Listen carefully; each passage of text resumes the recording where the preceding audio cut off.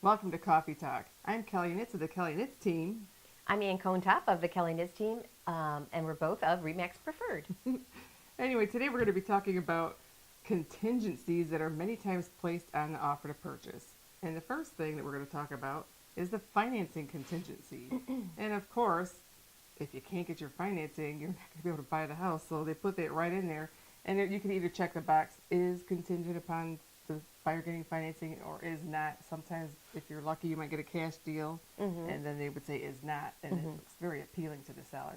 Correct. So you can't buy the house if you can't get the money, but you want to make sure that the buyer for your house, if you're a seller, comes along with a pre-approval letter. And if you're a buyer, make sure you have that pre-approval letter ready to submit with the offer. Right. For sure. That's one big thing that we like to make sure before you even start showing houses, before you fall in love with the house, have a pre-approval letter. There's another contingency. It's kind of part of the financing contingency. It has to appraise. The home has to appraise at or above the sale price. If it does not, then you're back to the negotiating table with the sellers. You either want to have the sellers come down to the appraised price or you'll make up the difference. Or if you cannot come to an agreement, then you as a buyer can rescind the contract. It's kind of a little bit of protection for the buyer, quite honestly. Yes. And then you have the inspection contingency. You want to make sure that the house is in good working order, everything works well, and there's no major defects with the house. So you usually give 10 to 14 days to have your home inspection done. And at that point, if you find something that's wrong with the home, you can go back to the negotiating table and either get a reduction in price or have the seller repair some items. So that's another contingency that's right on the offer to purchase that we use with the Toledo Board of Realtors purchase contract. And it's important to keep in mind, and then that's what we do as your agent, remind you that you have a certain period of time. You can't just take forever. You have a certain period of time to have your inspection done and to have the inspection, if there's any repairs, have that remediated. You know, another thing too is a lot of times, and this really doesn't work in the market the way how it is today because we have such a good seller's market. But sometimes, well, occasionally I'll get a buyer say, well, do you think that they'll accept a contingent offer contingent upon the sale of my home? And as a selling agent, you know, it's just like no way.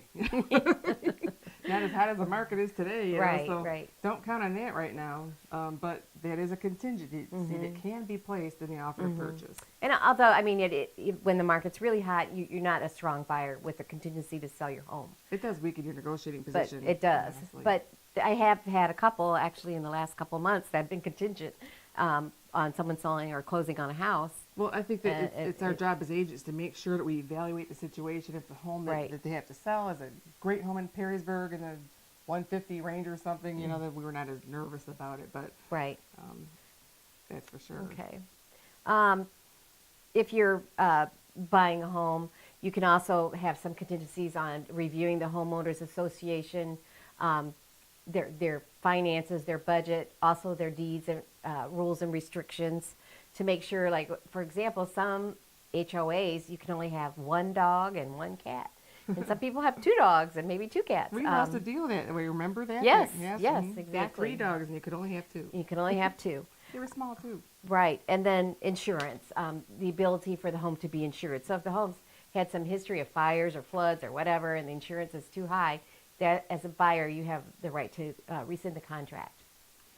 So really, the fewer the number of contingencies in your offer, the stronger your offer looks. So it's very basic. If you give somebody an offer contingent upon your home selling, that, you know, is not the best offer to get. And keep in mind, the appraisal contingency, the financing and inspection contingencies are all part of our Toledo Board of Realtors contract. So you're protected in that way.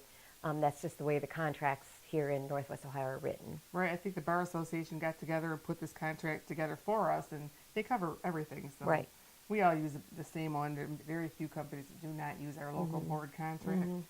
So limit the number of contingencies because it does, if you can, yeah. For cash deals, sometimes if you're a cash buyer, you're not going to have any contingencies.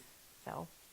And contingencies are also negotiable sometimes. Right. Like sometimes, you know, a person says the house is to be sold as is, so they're welcome to have their home inspection, but that doesn't change the fact that the seller's not going to do anything if something comes as a result of the home inspection.